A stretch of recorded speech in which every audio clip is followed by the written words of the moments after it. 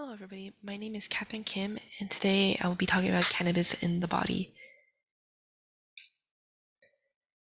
So, cannabis is a plant that's used to create marijuana, hemp, and more. It's one of the top three most used drugs in the world.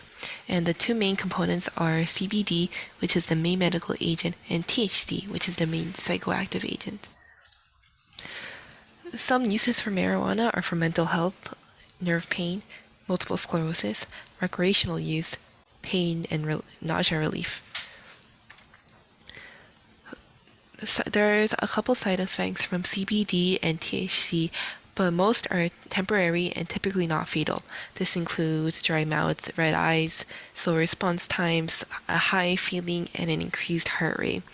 There may be more side effects that's caused from interactions with other medications, and there are long-term effects that occur with consistent usage. Some side effects also depend on the type of cannabis strain that's available. For example, cannabis sativa is for energizing and uplifting moods. Cannabis indica is for calming, and cannabis ruderalis is tailored for medical use and has low THC levels. Cannabis has many different uses, and depending on its use can lead to the type of harm that can bring in long-term use. For example, regularly ingesting can lead to CHC, which causes uncontrollable vomiting and does not respond to typical anti-nausea medication. Smoking and vaping cannabis can lead to breathing problems and is linked with lung injury. Over-consuming cannabis in one sitting can lead to a severe anxiety attack or can trigger other pre-existing conditions like a syncope or cardiac arrhythmias. There's also a lot of complications when using marijuana with other pre-existing body conditions and circumstances. For example, people who are pregnant and use cannabis can cause slow fetal growth, increased risk of premature death, childhood leukemia, lower intelligence in childhood, and so on. Those who are also pregnant risk themselves of anemia and high blood pressure. Mixing drugs with cannabis can lead to over-intoxication and impairment. And adolescents can also lead to slower brain development because their brains aren't completely developed yet. There's also some studies that show it can impact male fertility. Marijuana can increase the severity of the symptoms in the following conditions as well.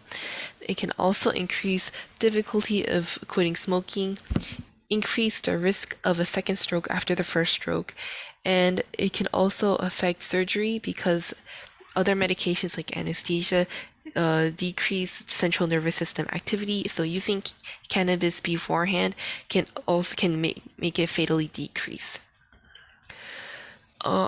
In a federal level, there is no official federal law for legal medication or recreational use. However, there is a marijuana decriminalization bill that passed the House of Reps, but is still not officially passed or officially viewed yet. So far in California, you must be over 21 years old to possess, purchase, or give up to 1 ounce of marijuana and own up to 6 live plants. Smoking and ingesting cannabis is still illegal in the public or car, and businesses must have a state license in order to sell cannabis. And in the state, there's an excise tax of 15%, but it can also be more depending on the local. Some tips on using cannabis safely is to always speak with a medical professional beforehand, and don't use the medical suggestions from other people who aren't professionals. This is because all bodies react differently, so what may work for others does not typically work for you. And if you are using marijuana recreationally, you should always communicate with your healthcare providers on how often and what type you use. Always make sure to buy legally, which means you have to be of age and buy from a verified store. Keep products away from pets, children, and individuals who may be affected. Don't drive afterwards and avoid strenuous tasks, and to always pay attention to the potency and dosage that you're using. As always, it's important to start slow, stay slow, and stay low. Thank you so much for listening. Here is my references.